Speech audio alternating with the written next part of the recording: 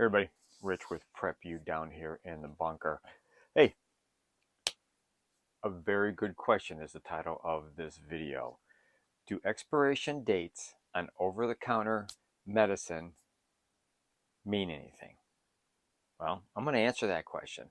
But let's think about how we buy over-the-counter pain medication, uh, and acids and um, stuff like Neosporin and other stuff for our everyday aches and pains, a lot more when you get to be my age, and how we purchase them. Now, we shop at different clubs, and we always try to go for the bulk, especially when we first started doing it.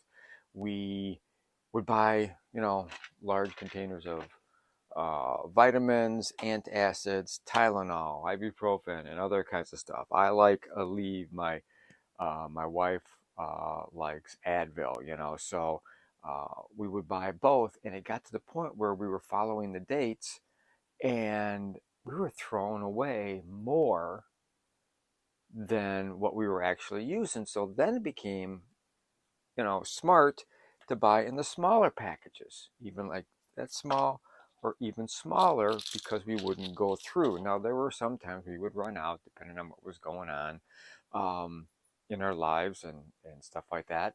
And then we would have to buy more, which kind of really, you could buy a couple of these over a couple of years in same price as something like, this size. And you were really losing out, but I was perusing the internet and all of a sudden came across a very interesting article from Harvard Health Publishing, the Harvard Medical School magazine. And the title of the um, article was Drug Expiration Dates. Do they mean anything? An FDA study gets to the heart of expired medicine and safety. So, shortly before I decided to make this video, I was going to go through, because I have a clipboard that's got where all the medications are, what bag, what's in there, and car kits and go bags and bug out bags and stuff like that. That I would have expiration dates listed out, and then when it hit that expiration date, I would change them out and throw them away. According to this, don't have to do that anymore. Matter of fact, it turns out that expiration dates on drugs does stand for something, but probably not what you think. Since a law was passed in 1979, drug manufacturers are required to stamp an expiration date on their product. This is a date at which the manufacturer can still guarantee full potency and the safety of the drug. Well, like you and I, but on a much bigger scale, the military constantly faced a huge cost of buying new over-the-counter medications for their troops um, when it expired and throwing it all away. So what they did is they decided that they were going to do a study and figure this out with the FDA. What was the potency? How long did they last? Did expiration dates mean anything? So, as it says, with a large and expensive stockpile of drugs, the military faced tossing out and replacing its drugs every few years. What they found from a study is 90% or more of more than 100 drugs, both prescription and over the counter, were perfectly good to use even 15 years after the expiration date. I've had doctors tell me this.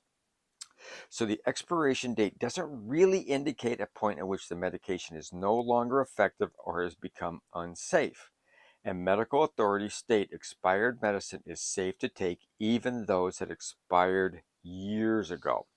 Now, they do say that a rare exception may be tetracycline and a few antibiotics, Neosporin, and stuff like that loses its effectiveness really quick. Although there is some controversy among researchers. It is true the effectiveness of drugs may decrease over time, but much of the original potency still remains even a decade after the expiration date.